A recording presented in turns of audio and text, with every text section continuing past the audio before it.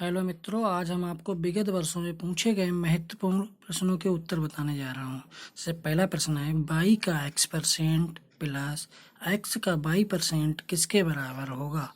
4 विकल्प दिए हुए हैं, तो इसको हल करने के लिए देखो क्या करें। बाई का मतलब हो गया गुणा, x% का मतलब हो गया बटे में 100 प्लस x का की जगह पे गुणा, y% का मतलब बटे में 100। देखो तो हो गया एक्स वाई बटे 100 गुणा करने पे, प्लस यहाँ भी क्या हो गया एक्स वाई बटे 100। जब एक्स वाई बटे 100, एक्स वाई बटे 100, एक जगह एक्स वाई बटे 100, दूसरी जगह एक्स वाई बटे 100, या ऐसे समझ लें या ऐसे समझ लें। इसका क्या लिया एलसीएम। जब एलसीएम दोनों जगह एक बराबर हो, मतलब दोनों जगह हर में संख्याएं बराबर हों, तो ऊपर वाली संख्याओं को जोड़ दिया जाता है। तो कितना हो गया एक्स वाई, और एक्स वाई दो जगह है तो 2x वाई बटे 100। 2x वाई बटे 100 वैसे भी जोड़ सकते थे, एक्स वाई बटे 100, एक्स वाई बटे 100, टोटल मिला के 2x वाई बटे 100 हो गया। अब इसको क्या लिख सकते हैं, इसको एक्स वाई का 2% भी लिख सकते हैं, क्योंकि एक्स वाई का एक्स वाई आ जाएगा, का की जगह गुणा आ जाएगी, 2 की जगह 2 आ जाएगा, परसेंटेज की जगह पे 100 आ जाएंगे, बटे में 100 आ जाएंगे। तो इस प्रकार हमारा दूसरा विकल्प सही हो जाएगा, दूसरा विकल्प इसका सही हो जाएगा। इसी क्रम में दूसरा प्रश्न दिया हुआ है, यदि राम की मासिक आय श्याम से 60% अधिक हो तो श्याम की मासिक आय राम से कितनी कम होगी। तो यहाँ लिख लिया हमने श्याम, यहाँ लिख लिया राम।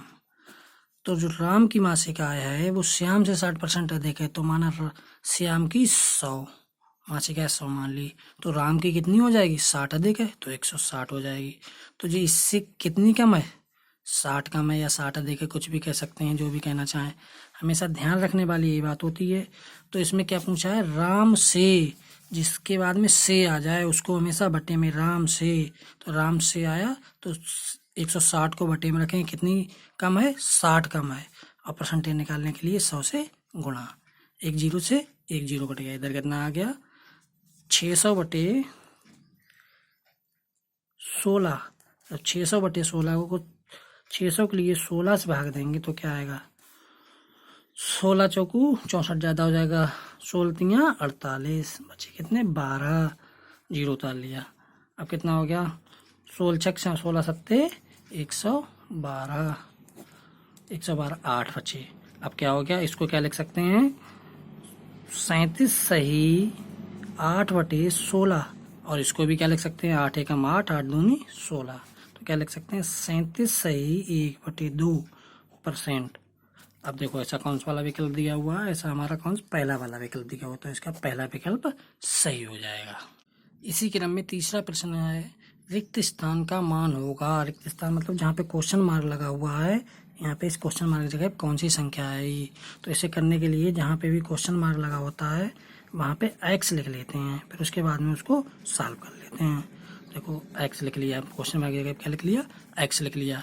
अब इनका क्या करेंगे एलसीएम करेंगे, 1 प्लस इसको ऐसे ही छोड़ देंगे, इनका एलसीएम करेंगे, इसके बटे में 1 लिख के एलसीएम आएगा 1 प्लस एक्स, और फिर इसकी गुणा होगी 1 के साथ, तो 1 प्लस एक्स ऐसा ही आ जाएगा, प्लस का 1 बराबर 8/5 ऐसा ही आ जाएगा।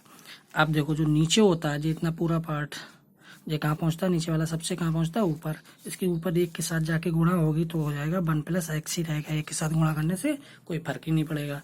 तो 1 1 2 प्लस एक्स बराबर 8/5, 8/5 आ गया। अब देखो ये भिन्न बन गई, अब इसका एलसीएम लेके करेंगे, तो इसका एलसीएम कितना आएगा 2 प्लस एक्स, इसके बटे में 1 लिखेंगे, 2 प्लस एक्स का है 1, और 2 प्लस एक्स का एलसीएम लेंगे तो 2 प्लस एक्स आएगा, इसकी 1 के साथ गुणा करेंगे तो कितना आएगा 2 प्लस एक्स प्लस जैसा आ जाएगा 1 प्लस एक्स बराबर 8/5। अब यहाँ देखो 2 1 3, एक्स और एक्स मिलके 2x, नीचे तो 2 प्लस एक्स ऐसे ही लिखा रहने दिया बराबर 8/5। और देखो नीचे क्या होगा, अब इस 5 की गुणा इधर करेंगे, 5 तियाँ 15x प्लस 5 दूनी 10x, नहीं यहाँ 15x नहीं केवल 15 आएगा, ठीक बराबर यहाँ क्या है 8 दूनी 16 प्लस 8x, x को एक तरफ लाएंगे तो 10x पहले से ही था, 8x इधर आएगा माइनस का 8x बराबर 16 इधर पहले से ही था, 15 इधर आएगा माइनस का 15। तो इधर बचा 2x बराबर 1, तो x बराबर आ गया 1/2। तो x का मान कितना आ गया 1/2। तो खाली जगह की जगह 1/2 भरा जाएगा। 1/2 कौन से विकल्प में है? तीसरे वाले विकल्प में 1/2 है। इसी क्रम में चौथा प्रश्न है, यदि 4x माइनस 4x माइनस 1 बराबर 24 हो तो 2x का मान होगा। 4 विकल्प दिए हुए हैं। इस तरीके के जब भी प्रश्न आता है करने के लिए तो सबसे पहले x का मान निकाला जाता है। जब x का मान निकल जाएगा फिर यहाँ x का मान लगा देंगे तो आंसर आ जाएगा। तो यहाँ देखो क्वेश्चन लिखा हुआ है, तो इसमें देखो 4 किसको अलग अलग कर सकते हैं, तो क्या लिख सकते हैं 4x माइनस 4x इंटू या गुणा 4-1 बराबर 24। गुणा में घातें जुड़ती हैं, जाके जुड़ेगी तो प्लस माइनस माइनस हो जाएगी जाके। अब देखो यहाँ 4x इन दोनों में से कॉमन है, तो यहाँ 4x कॉमन निकाल लेंगे। कितना बचा 1 माइनस 4-1 बराबर 24। जब माइनस में घात होती है तो वो संख्या किस में जाती है? बटे में जाती है। 4x माइनस 1/4 बराबर 24। अब इस भिन्न को हल कर लेंगे। 4x के लिए लिख सकते हैं 2 ऊपर घात x। इसे करेंगे, इसका लासा लेंगे 4 आएगा तो 4 माइनस 1 बराबर 24। अब देखो क्या होगा, इसको लिख सकते हैं 2x। इसको क्या लिखेंगे 3/4। 4 में से 1 गया 3/4 बराबर 24। अब हम लोग जानते हैं जो गुणा में होता है वो किस में जाता है? भाग में। और जो भाग में होता है वो किस में जाता है? गुणा में। तो 4 भाग में तो जाएगा गुणा में, 3 गुणा में तो किस में जाएगा? भाग में। तो 3×8 24। अब कितना आ गया 2x बराबर 8×4 32। 2x ऐसे ही चला देंगे। 32 के लिए लिख लेंगे, 32 के लिए लिख सकते हैं 2×5। अब देखो घातों की जब आधार बराबर है तो लिख देंगे घातों की तुलना करने पर, घातों की तुलना करने पर तो कितना हो गया 2x बराबर 5। 2x बराबर कितना आ गया 5। तो x बराबर कितना आ गया 5/2। x का मान कितना निकल गया 5/2। जब x का मान 5/2 निकल गया तो अब इसमें मान लगा लेंगे जो दिया हुआ क्वेश्चन है। क्या दिया हुआ है? 2x, तो लिखेंगे नाम 2x बराबर 2 गुणा x का मान 5/2, ऊपर घात भी कितनी 5/2। 2 से 2 कैंसिल हो गया। अब क्या बचा 5/2। 5/2 के लिए मतलब हो गया, इसका मतलब हो गया 2.5, 2 और आधा। तो इसको ऐसे भी तो लिख सकते हैं 2 + 1/2। अब इसको अलग कर लेंगे। कितना हो गया 5/2 गुणा या इंटू 5/1/2। इसका मतलब हो गया 25 और इसका मतलब हो गया √5। 25/5 उत्तर आ गया। देखें कौन से विकल्प में दिया हुआ है? 25/5 तीसरे विकल्प में दिया हुआ है। इसी क्रम में पांचवा प्रश्न है 2/3, 4/9, 5/6, 7/12 का लघुत्तम समापवर्त है। लघुत्तम समापवर्त है।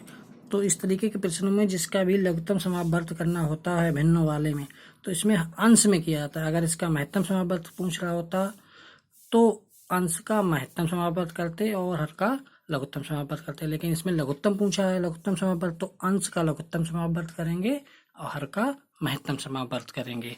यानी कि अंश का लासा करेंगे और हर का मासा करेंगे। तो 2, 4, 5, 7 का लासा बटे 3, 9, 6, 12 का मासा।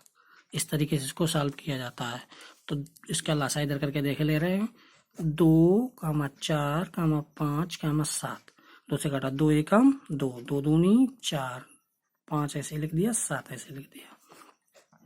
जी कट नहीं रहे थे, 2 के पहाड़े में नहीं आ रहे थे इसलिए लिख दिया। अब फिर 2 से करें, 1 तो पहले से कट गया, 2 एकम 2, 5 भी नहीं आते 7 भी नहीं आते 2 के पहाड़े। अब 5 1 1 थे तो कटे हुए, 5 एकम 5, 7 ऐसे लिख दिया। फिर 7 से 1 1 1 1। अब एलसीएम कितना आ गया, लासा कितना आ गया? लासा 2 दूनी 4, 4 पंजे 20, 20 सत्ते 140। लासा आ गया कितना 140। अब नीचे जो संख्या दी हुई है उसका क्या निकालेंगे? मासा निकालेंगे। नीचे संख्या कितनी 3, 9, 6, 12। तो देखो 3 9 6 12, इनका मासा निकालने के लिए क्या करेंगे, भाग विधि का यूज कर लेंगे। 3 से भाग देंगे 9 को, 3 3 9, पूरा पूरा कट गया। अब 3 से ही भाग देंगे 6 को, 3 दूनी 6, पूरा पूरा कट गया। सबसे छोटी संख्या से भाग देना शुरू करते हैं। अब देखो फिर 3 से ही भाग देंगे किसको, 3 से भाग दी 12 के लिए, 3 चौक 12, इससे भी पूरा कट गया। मतलब सबसे छोटी वाली संख्या ली और उससे बड़ी, उस शेष बची हुई बड़ी संख्या से भी कट गई, तो इसका मासा कितना हो गया, 3। अब देखेंगे कितना आ गया, 140/3। अब देखेंगे विकल्प में ऐसा कोई विकल्प दिया हुआ, हाँ चौथा वाला विकल्प दिया है, तो ए वाला विकल्प सही हो जाएगा। Thank you.